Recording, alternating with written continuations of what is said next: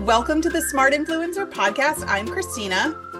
And I'm Corinne. And together, we help digital entrepreneurs streamline their businesses, maximize revenue, and finally feel in control of their time. Every week, we share tried and true strategies, proven systems, and expert interviews to help you grow your influence and income without the burnout. So if you're ready to get smarter about how you run your business, you're in the right place.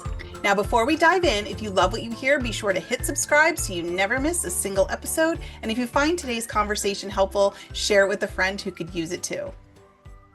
All right, so today we are talking with Christina, different Christina, from Tasting with Tina, and we're going to be talking about mindset. Christina and I love this topic, yes. So I'm super excited. But before we start asking you tons of questions, other Christina, can you take a minute and tell our listeners just a little bit about yourself and what you do?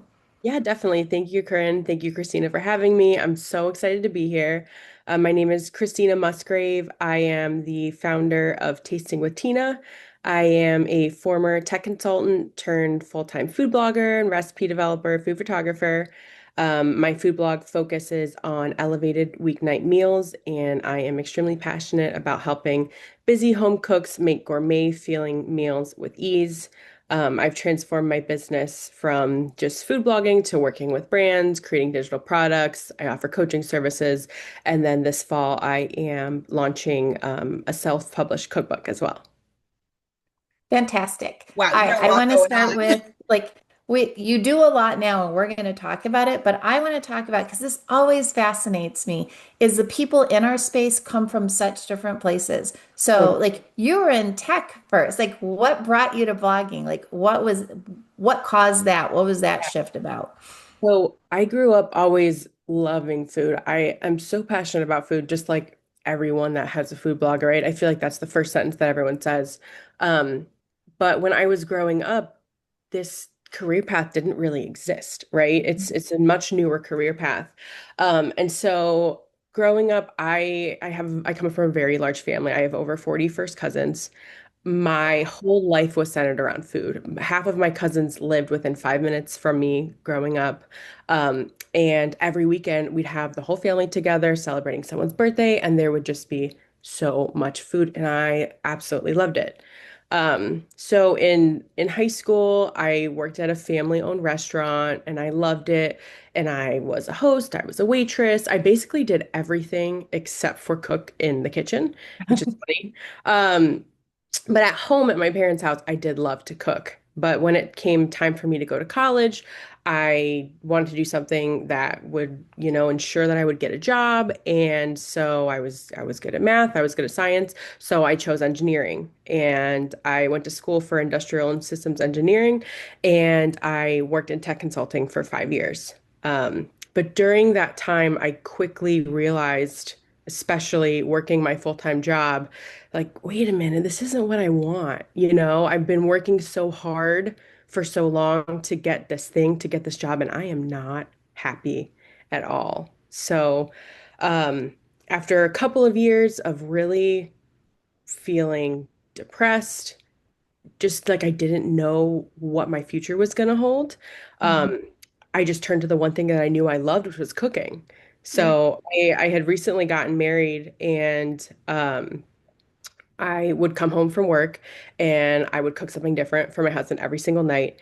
And I kind of just started to lean into it. And I saw people that were starting to make money off of food blogging. They were creating recipes and sharing them on Instagram, working in food photography, creating recipes for brands. And I was like, wait, I would like to do that. That's something I could do, but I didn't know how. So I started my blog. I think I officially started in 2018, but it was more of just a fun space for myself where I could document, okay, here's what I made. I'm going to write down the recipe and I'm going to snap a photo with my phone and I'm going to put it up on this website. And I come from a tech background, so I knew how to get the website running and do all of that stuff, but I didn't know anything about SEO or anything like that. It was just like a place for me to have my recipes if I ever wanted to go back to them. But when 2020 happened, I started to kind of think, now, wait a minute, this is something I could do. Other people are doing this full time. Why not me? And so that was kind of the big shift for me, that really led me down a path into where I am today, of taking my business full time and really going as fast as I could to make it happen, to quit my day job and get where I am now. So let me ask you that because I feel like anybody that started like dabbling in blogging before they like take it like to the big time essentially, right? Like that transition that you went through, there is a cusp where there's only so far you can go Yep, without putting more time into it. So there is a leap of faith. Like we all have to take it. totally. Like I came into blogging knowing it's what I wanted to do, but the money wasn't immediate, right? Like, and so I constantly felt like I had to justify what I was doing, right? Like it is a real job and it's really going to be something, but then also trying to downplay it because, the people ask those questions like, what do you make? And, Mhm. and they weren't impressive yet. So Yeah. there's that leap of faith. Like, so what was that leap of faith for you? Like, did you have to bounce before you were made like had fully replaced your income? So And what made you be okay with that?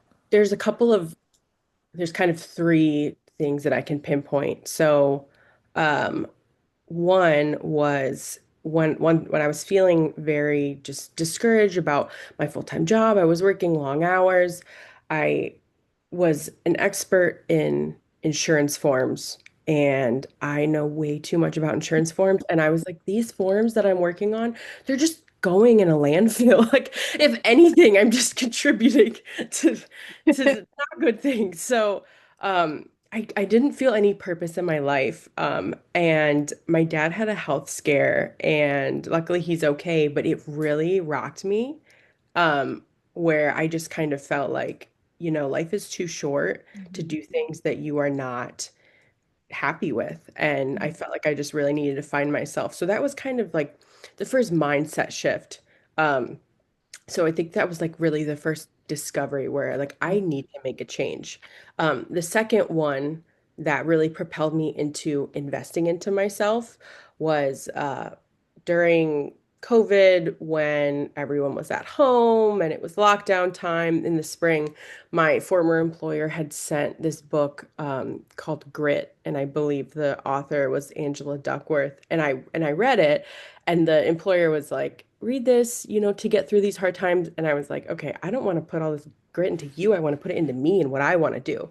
So I kind of had a fuel, a fire lit under me with that book, reading it, realizing that, I'm just going to start, and I'm going to make it happen. And I don't know how I'm going to do it, but I'm going to make it happen. So that was kind of the first big mindset shift from going, okay, I know I need to make a change. Reading that book really propelled me to say I am going to make a change. And that really propelled me into investing in myself. So luckily I had, my full-time 9 to 5 income to help, but I used some of that money to invest in food photography, invest in some courses to learn about SEO and actually how to write a recipe and how to write a blog post, Mm. and start to reaching out to brands. And so once I had, made those investments in myself, that really got me to where I needed to be a couple years later to take my business full time. But you said that kind of leap of faith. My personal, that's a question that people are asked a lot in food blogging. But my personal opinion is like, wait until you can get as stable as you possibly can, before you make that jump to quit your job. So from 2020 to 2022, I was probably working 50 or 60 hours a week outside of my full-time job on my business. So I put every extra second that I had into learning photography, writing recipes, pitching to brands. I did freelance food writing. I was shooting for local food magazines. I was doing anything I possibly could to get my name out there. And after a while, I started building up freelance clients. I started, seeing the visitors come to my website. And in 2022, so 2 full years of kind of doing that grind, I took the leap of faith where I said, okay, I haven't quite reached my full-time income yet, but I know I can get there. And so I quit in that spring. And then that year, I made almost to the exact number my full-time salary for my corporate job in my business. So it was kind of a factor of like realizing I needed to make the change, gaining the confidence to make the change, investing in myself, and then after that, just kind of letting the ducks fall. I I think love this story. I I do too. absolutely I love everything about it. There's so many parallels between your story and my own story, but I love how you knew you needed to put the time and the work in, Totally. and it's nothing comes for free, right? We have to either put in the sweat equity, the cash equity it has to come from somewhere. And I love that. And it, like Corinne said, the part of it is a leap of faith, Yeah. but some of it is just plain old sweat equity. Work.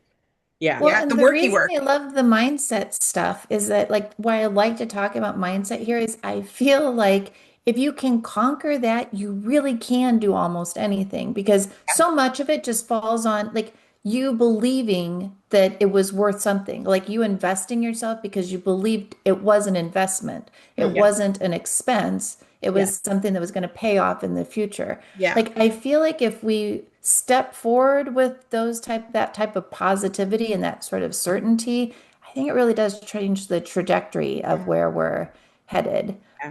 That's why I hate the doom and gloom in the Facebook groups. Christine and I talk about that Yeah. all the time. Totally. And I'll It tell you, just like doesn't serve a purpose to me. the Yes. the one point you said was about, having like the big enough what's what I'm looking for? Like you wanted to have enough of a standard to move, to go ahead and take that leap and leave your job and do all that stuff. Mine was literally, I went from making 4 cents in a day to $4 in a day. And it Yeah. was just that change. Like $4 isn't enough to quit a job ever. Right. But that's what propelled me to quit my job because I'm like, if I could go from 4 cents to $4, I can't even calculate right now. I don't do afternoon math, how many percentages that is. It's a whole lot, Yeah. like 1,000% or something, something I, like that. But I had a I, similar moment. yeah, like I knew if I could do that and put the time, that was with putting only part-time into it. If I could put full-time into it, what could Mhm. I do? And I just love that. Like it's identifying that mindset and knowing that this is the pivotal moment and being able to have the guts and the moxie to act on that. Yeah. I love it. Definitely. Definitely. And once I did finally act on it, so I mean, these days your social following, it matters and it doesn't matter, right? But I had been consistently posting, videos, recipes, everything on my social media. When I quit my full-time job, I think I had maybe 5,000 followers. Um, a month after I quit, I went very viral in a few different recipes. I had, I think, almost 10 videos that hit 1 million views Wow. Wow. within a month. 6 months after I quit my full-time job, I went from 5,000 followers to 100,000 followers. Because of that virality, I qualified for Mediavine. Once I put in the work, then I had the leap of faith. Everything kind of started to fall where it should. So that was, my proof that okay, I did the work. I set myself up for success. I had the confidence in my business, but I also built a business strategically, Yeah. you know, that I didn't need the following, but once I had the confidence and really trusted myself to kind of fly on my own, everything started happening for me. So that was really proof for myself that, you know what, I can do this, and it is going to happen for me. Yeah. I love that. Yeah. So you said a couple of things in your pitch when you had like submitted for the podcast, and one of them like because Christine and I always say this like she's got a sticky note on her desk that says done is better than perfect, and Yeah. you had written why imperfect action beats overthinking in business growth like every time. So can we talk about that? Yes, totally. So that's something in college, one of my professors that really had a big impact on me. He was so tough on us in college. And he always said that, a lot of teachers and professors, are acting like parents, but I'm going to act like your boss. And he really had an impact on me, just like his philosophy. But he always said, done is better than perfect. Stop wasting your time on things to be perfect because in the real world, your boss isn't going to care if it's perfect. It needs to be done, it needs to be good Yep. enough. Yep. And I started really applying that to every aspect of my life. Whether it's cleaning my house or it's working on an email sequence, you know? Mhm. So I started using that mindset when I was building my business and not really letting that fear hold me back. Like I was cleaning out my office a couple weeks ago and I found my first business cards. They are hilarious. They are so hideous. I have those too. They're so bad, but I did it. And I said I needed to get my name and an email on something. I needed a logo on something, and I made it. And I showed up to it was a like a food convention that was next to my workplace, and this was like pre-COVID. And Mhm. I handed out these business cards. I had zero clients, and that's how I got my first client, by my terrible business cards because I said I'm gonna print these out. I need something to hand out. And I was cold pitching myself with zero experience, no professional camera, just a little bit of confidence and a bad business card. But that's how I landed my very first client to do freelance recipe development for. I So, think that should be your elevator pitch with a little bit of confidence and a bad business card. yeah, absolutely. But sometimes that's all you need to make things happen, right? Yeah. One of this year, I've kind of been really transitioning my business and moving into, like the next phase. And my motto this year has been, you know, keeping it simple. An object in motion stays in motion. Mhm. And when you lean into that and you rely on the law of inertia, like looking back when I was reflecting the early days of my business and really growing, especially quitting my job and then seeing my following grow, seeing the brand deals start to come in, um, getting qualified for Mediavine and things like that, that's that it really is true, right? When you keep taking action, it doesn't have to be perfect. When you keep taking the steps to grow and get where you want to be, it is going to happen because something eventually has to stick, Mhm. something eventually has to fall. Um, and so when I was, growing and trying to work with brands, that was making a schedule of making sure I was pitching 20 brands a week. It was very difficult, but a couple of them, replied back and then keeping following up. Yeah. Um, eventually it sticks. So it's something that I was kind of doing without realizing it because I was kind of just treading water to stay afloat. But now it's something that every day I say to myself, an object in motion stays in motion. What can I do today to keep my business going, to move forward? Um, so that's something that I have really loved so far this year. Yeah, and I think that's a great attitude to have because it's so easy and for me especially, I get stuck in analysis paralysis. Like I want to do this thing, whatever it is I'm looking to do, and then I have to overplan it and overthink about it and over strategize because I'm afraid to do the work and actually like not do Yeah. the work, but like do the thing because I don't know where I'm going with it. I'm kind of making it up as I go along and I don't Mhm. know where it's going to go. And my brain doesn't like that. My brain likes to Yeah. know what that end result is going to be. So I just keep on doing the planning process because that's where I'm comfortable and that's where I feel safe.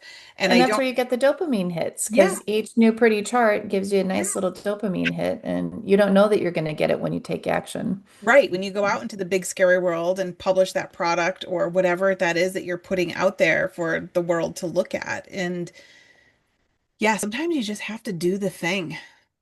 Yeah. Yeah.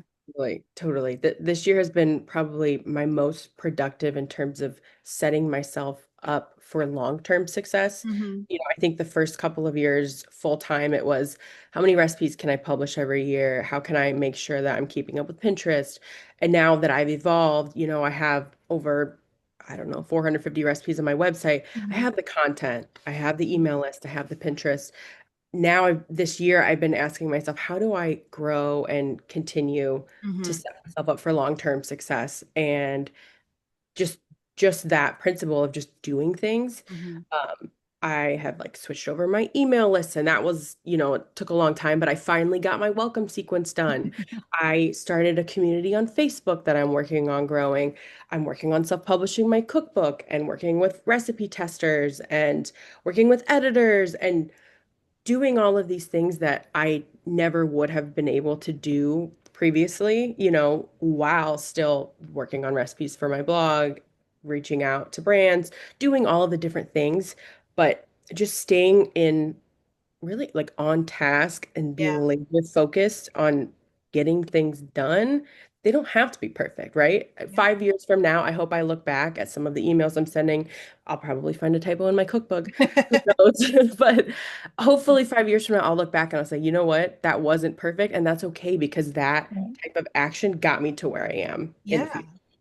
And I think So, that that's where business coaches like yourself, right, or mastermind groups really come into play because it's so easy to be stuck in that place that Yeah. if you can just have someone who's a little more objective and is not afraid to push you a little bit and hold you accountable. I Yeah. think that's where, when you get it, you step out into the big scary world, that's where the real action happens. And we can't always do it on our own, and we need that little nudge from somebody else.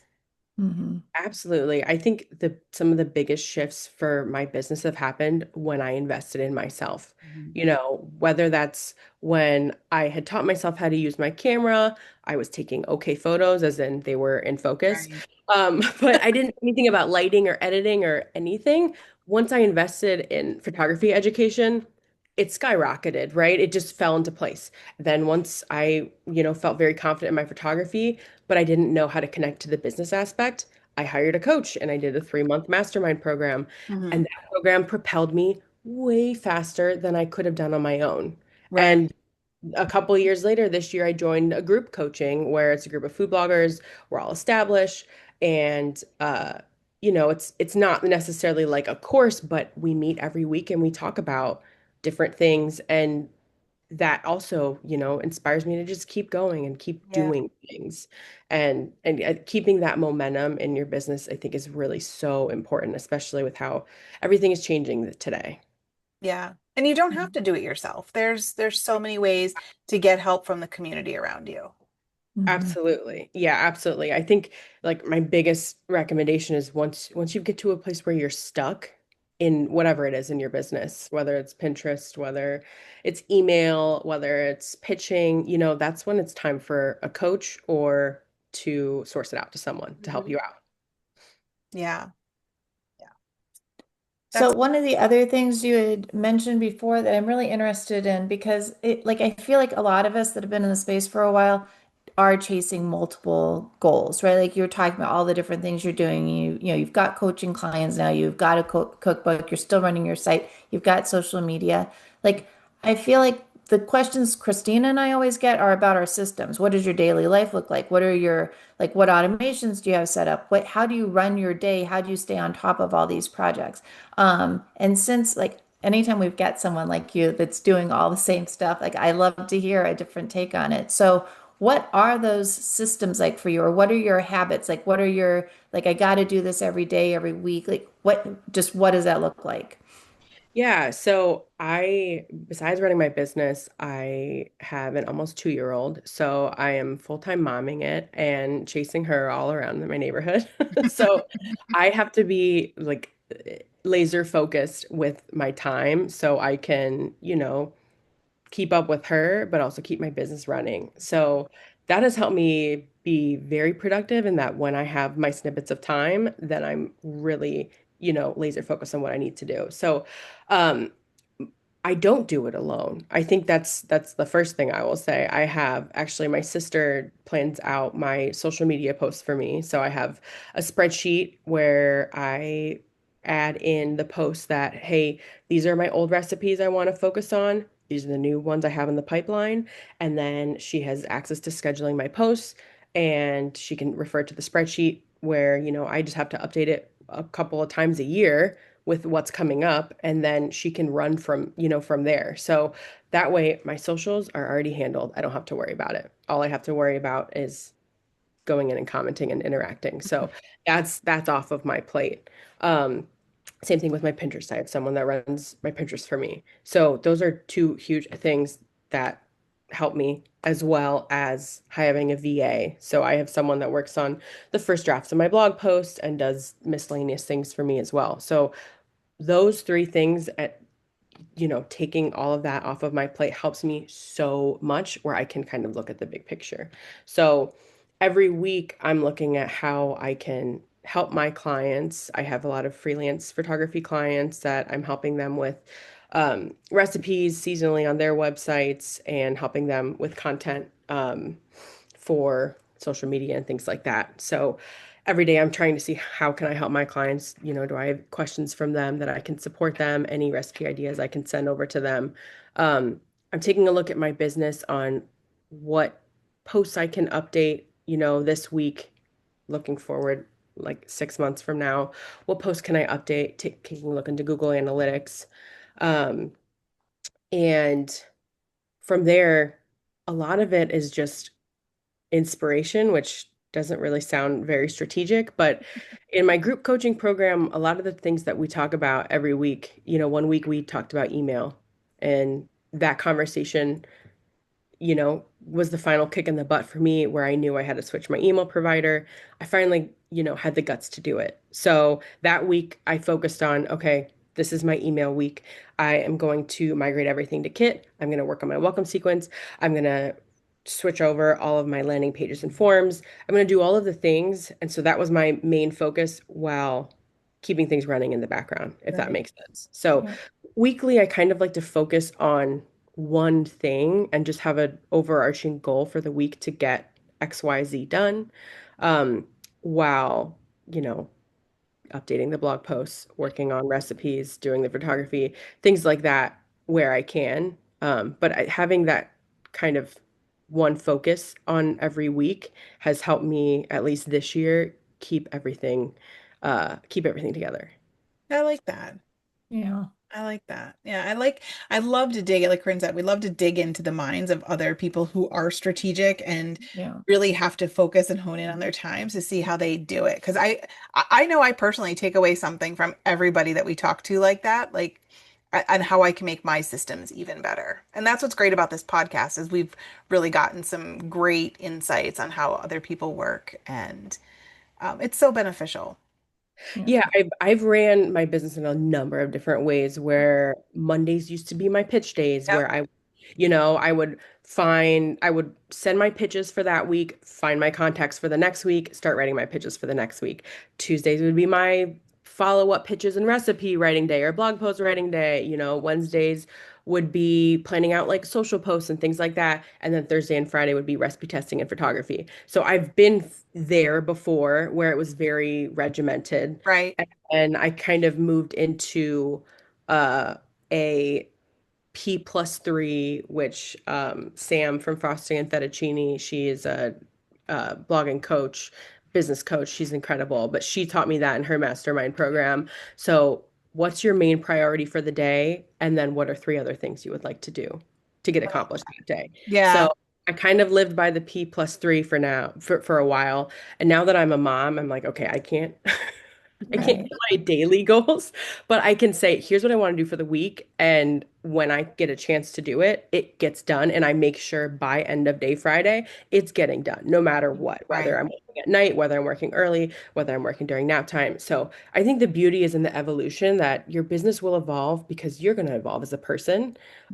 So over time, that productivity can look very different, which Right. which really is fun. Yeah. Yeah. And I've done the same thing. I mean, I've totally evolved over time. Yeah. I used to do batching. I used to have, like you said, like Yeah. Mondays was this, Tuesdays was Yeah. that. And now I've kind of morphed it into something that works for me because I find that the really regimented systems don't work for me. I think I'm too much of a what's the word I want to use? I'm too stubborn for that. Like I don't want somebody be at the task Even or if it's whatever you. telling Yeah. me Even if what to it's do. you. I know that's why I can't time block. I've never been able to Yeah. time block. I get so irritated at having my time defined for me that way. I'm Like, like, no, if I want to work 4 hours on this, I'll do it. And if I want to spend 30 minutes, that's what I'm yeah. doing. And ultimately, we Very started, resistant, Corinne. I know. For most Gives of the us, we choice. started our businesses to be able to do what we wanted to do. We did Right. it for Yeah. freedom. And so, you might as well take it and not make yourself miserable. Right. So Right. it's what my point in that was like somebody else's system doesn't necessarily have to work for you. So don't feel like you have to fit yourself into somebody else's box. But Totally. you could take a little bit of their system and a little bit of that system and a little bit of this one to make something that does work for you. Like for me, I walked away from the time blocking batch and all that stuff with my power hour. I have 1 hour every day. I have a couple of tasks in that power hour that if I do nothing else, because I have to do my Yeah. power hour, if I do nothing else for the day, I know I was successful because I got those things done. And they're like the non-negotiables that I know I have to do. Yeah. And that makes me feel successful when I can get that done. Anything over that is gravy. Yeah. I love that. Yeah. So it's finding what works for you. And I think one of the key things you said here is you didn't necessarily do it yourself. You had the nudge from somebody else and you Yeah. researched and you looked into the way other people were doing things to help find that path for you that was successful. Yeah. Yes, definitely. Yeah. And I think definitely a good business coach or coaching program or mastermind or something like that is when you're feeling stuck and you just don't know where to go, or you feel like you're spinning your wheels and you're not making progress anywhere, Mhm. um, that really is so pivotal in, propelling you forward and just getting you to take that next step and get over that hump. Yeah, I think feeling paralyzed Yeah. by the Paralyzed. things that you need to do and not knowing what to do. I Yeah. think once you get to that point, it's time to invest in yourself. Because Um, many times it's not your fault because you don't know what you don't know. Absolutely. And you could spend 5 years figuring it out, or someone could teach it to you in 3 months. Hmm. So, you could keep chugging along and wasting your time while working extremely hard, or you can make an investment into yourself and get to where you want to be much, much faster by using someone else's expertise. Yeah. I did entrepreneurial consulting in a previous life, and a lot of that is you need to invest in your business because so many times I would look at their cash flow projections and such, and I would see like no marketing built in. Like, well, I don't have money for that. I'm, cash strapped, and we're just making this go. It's just my husband and I doing whatever this business was. I'm like, but you need to market your business. It's not an if you build it, they will come. You have Right. to market, you have to invest something. And in this case, you're investing in your business to help you to help in ways that you can't help yourself. And Yeah. I think anytime you make smart investments into your business, you're going to grow from that. Absolutely. When I worked in tech consulting, a lot of our clients, we used to do these innovation sessions for them, and we would bring in speakers from a lot of different industries that had a different perspective on things, and it was always very refreshing for the executives to bring in a new perspective. And in one afternoon, crazy ideas would come out, that I and, love this and so then you much. get people talking. And so I used to work on, I used to love working on those when I was in tech consulting. So now I kind of view it for myself. Okay, how can I get, how can I get myself talking? How can I get in a room of people where I can learn and I can grow? So whether that's, group coaching, like the group coaching program that I'm in right now, it's, gotten me so far this year in accomplishing things just from listening to other people and getting inspired by other people, or working one-on-one with a business coach.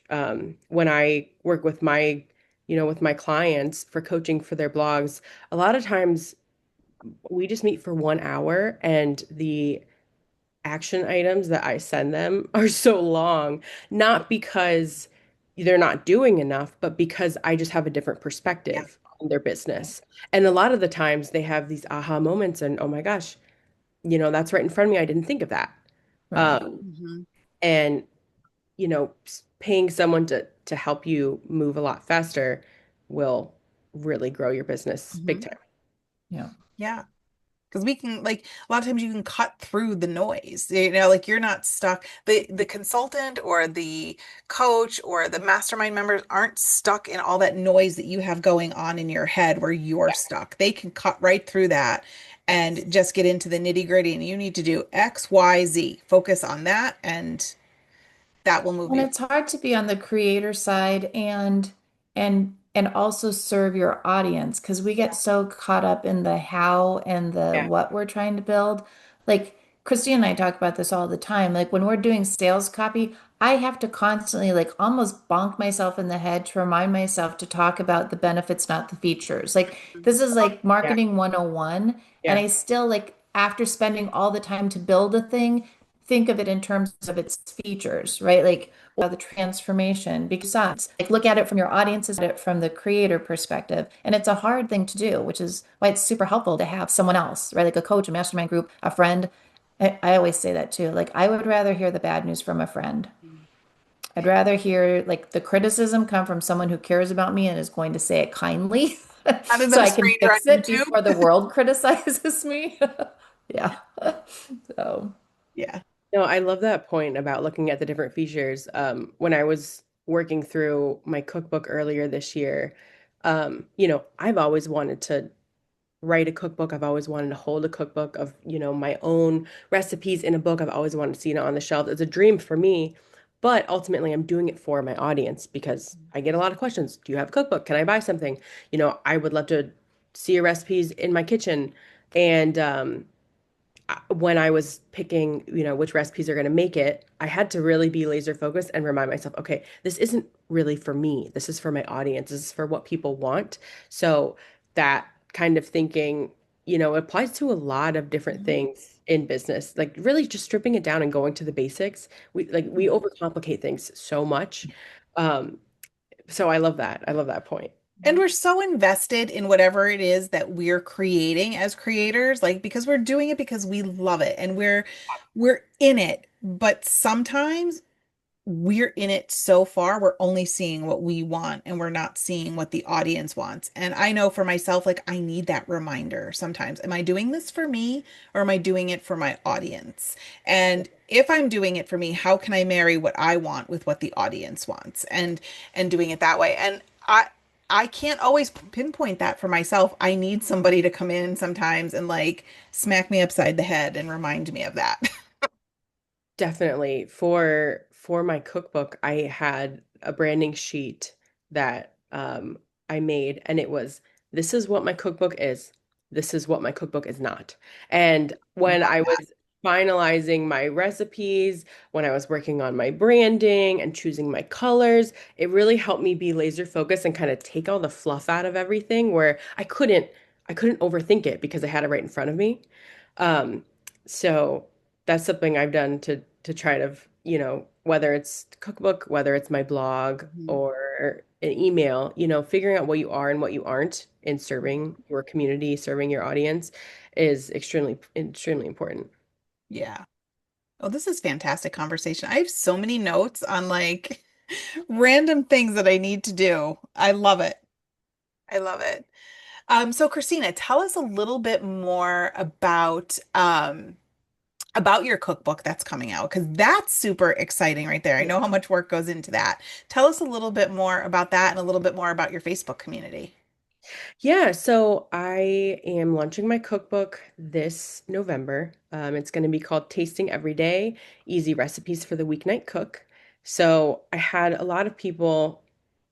I've been surveying my audience for a while, and the number one thing that people want is how do I get dinner on the table on a Tuesday? That's the biggest question. How mhm. do I do it? Between after school pickup, all of the events, late work schedules, whatever it is, how do I still make a meal and get my family to eat together on a weeknight? Because it's hard. It's really Oh, hard. And DoorDash is expensive. So right? So that was one of the biggest questions that I had people asking me. And earlier this year, I kind of decided 2025 was going to be the year that I write a cookbook. And those two things kind of came merging together at the same time.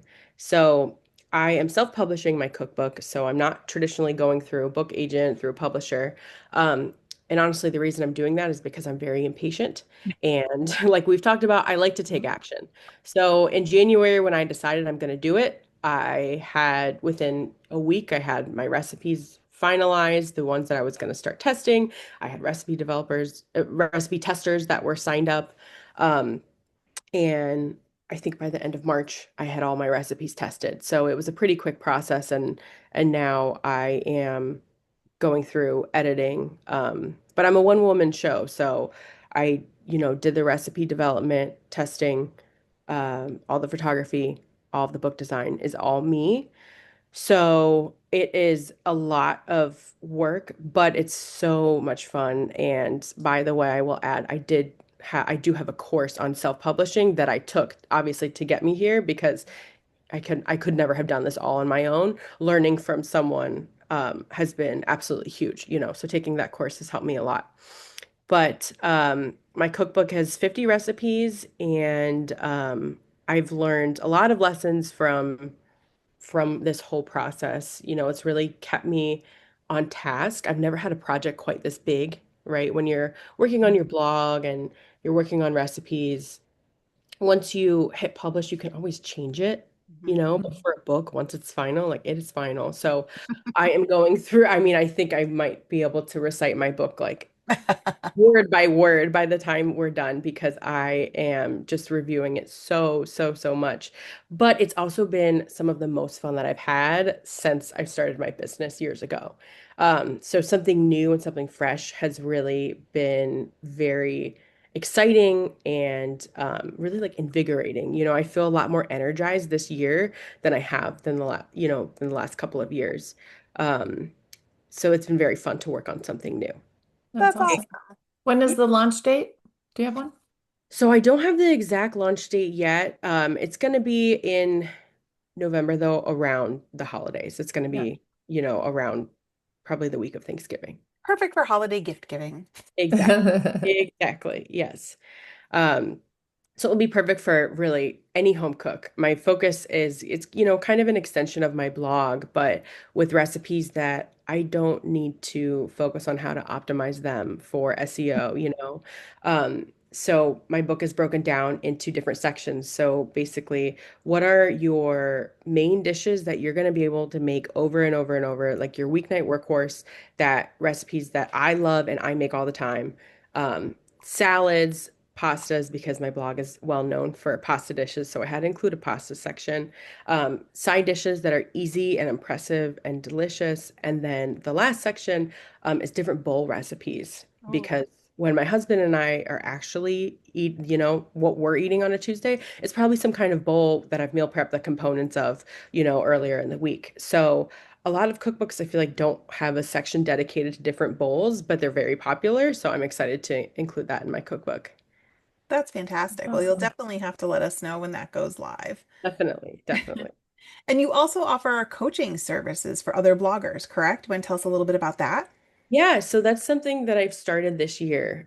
So like I said earlier, I have kind of been transitioning, this year into looking into the future on I've built a business that I love, and how do I take it to the next level, right? Mhm. Like, what do my next 5 years look like? And one of the biggest joys that I get is talking to other food bloggers. There have been food bloggers that I've been chatting with on Instagram for like over 7 years, and we've been talking about, what should I say? What should I respond to this email? What should I charge for this? Things like that. And enough people started reaching out to me and asking me questions that I thought, you know what? I would love to, chat with people in a formal setting, as a business coach, and really teach people on how to make their dreams happen. Because if I had worked one-on-one with someone from the beginning, I made those steps to invest in myself when I needed. But if I had kind of worked with someone one-on-one from the very start, I think I could have gotten to where I am even faster. So, I help bloggers with a bunch of different things. So whether it's strategy for for SEO, whether it is photography, whether it's pitching to brands, or whether you're just starting out and you want to do this thing and you don't know how to do it, um, I've helped people set up different categories for, what income streams are they going to go for their business and things like that. So I kind of help as a general business coach for food bloggers and help them stay on track, identify their goals, and have a lot of action items that they can work on in the future. Well, we will put the link to your coaching services in the show notes, so anyone that's interested can Mhm. go check that out. Awesome. And if our listeners want to learn more about you, what is the best place for them to connect with you? So you can always send me an email, and I'll give you my email. It's Christina@tastingwithtina.com. You can find me on Instagram at tastingwithtina, and it's tasting.with.tina. Um, and you can also find me on my website, tastingwithtina.com. And then I recently created a free Facebook group. It's for anyone, food bloggers, home cooks, really anyone. It's called the Weeknight Dinner Club. So in that, I'm basically just inspiring people to share a picture of what they're making for dinner, share any recipes that they like, to just kind of inspire people to get cooking, on Tuesday nights. Tuesday night always gets a bad rap. Yeah. It is the night that like practice always seems to fall Yeah, on. right. Yeah. Sports practice, like piano practice, everything's on that All night. the things. Yeah, all the things. Exactly. Well, thank you so much for joining us today, Christina. If you want to take action on what we talked about today, make sure you go check out Christina's coaching page. We will have included a link in the show notes, and make sure you join her Facebook community to stay connected. And I'm sure you can find lots of information over on her website to help you implement what we just talked about today.